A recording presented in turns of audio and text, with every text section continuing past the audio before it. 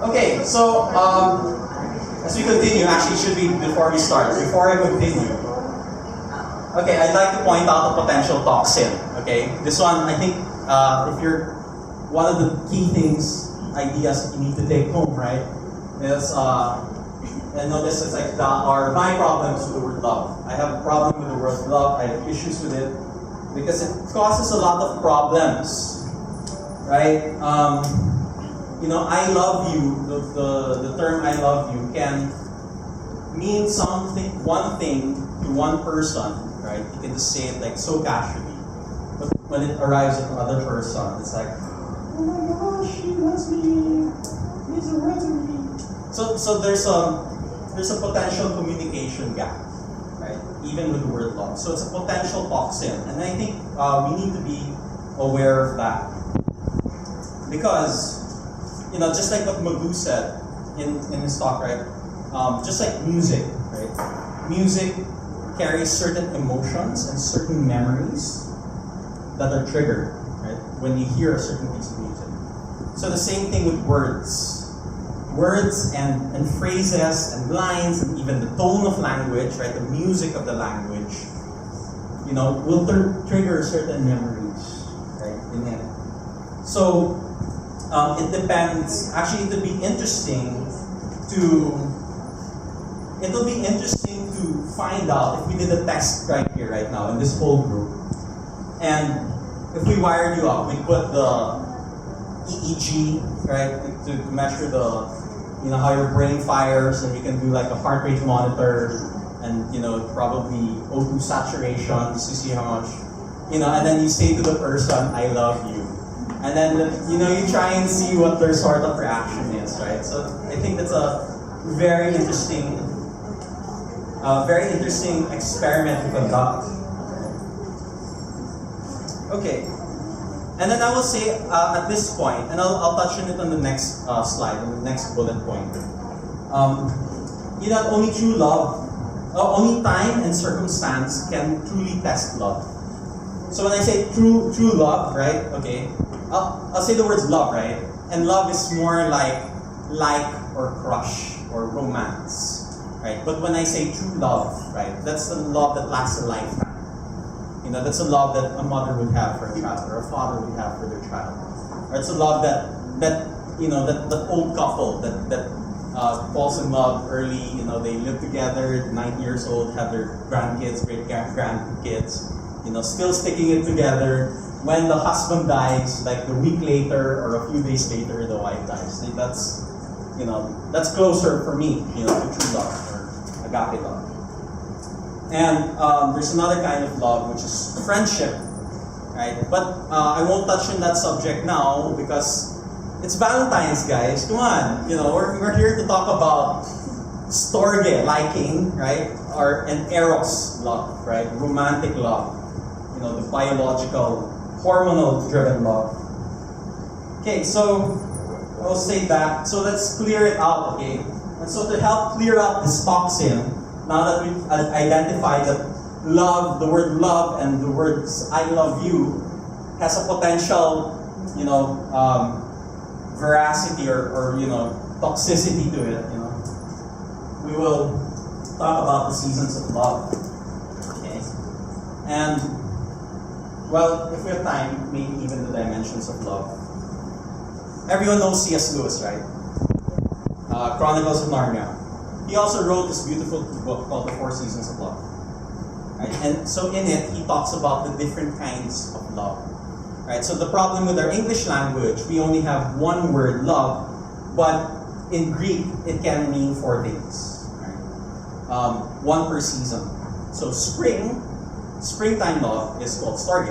Liking, you know, crush ko siya. Or, I love my gas mask, right? It's not a romantic love. It's not a friendship with this gas mask. It's a liking for this gas mask, right? I like my computer, right? I like my mobile phone. So that's storge love. That's liking. Right? That's the closest English word that we have. Liking. Then the next love. So after spring, you have what season? Normally you have summer, right? So summer love is the hot love, right? That's the romance, that's the touching, that's the holding, So after you have the crush on a girl and, you want to get close, you write her love letters and all of that, of course, you spend more time together, and then it's when you start, holding hands, first hand holding, kilig factor, kissing and all of that. So that's summer love. And so we move from summer, you go into autumn, right? Fall love. It's friendship. It's very chill. It's a love that you have for your brothers and sisters. It's a love that you have for your friends. It's companionship. And ideally, right, if you eros someone, right, especially if it's your life partner, you have to be friends with them. Philia, right? That's where they get the word Philadelphia, right? The city of brotherly love. Right? So that is autumn. Then winter. Winter love is love that endures through the cold. Right?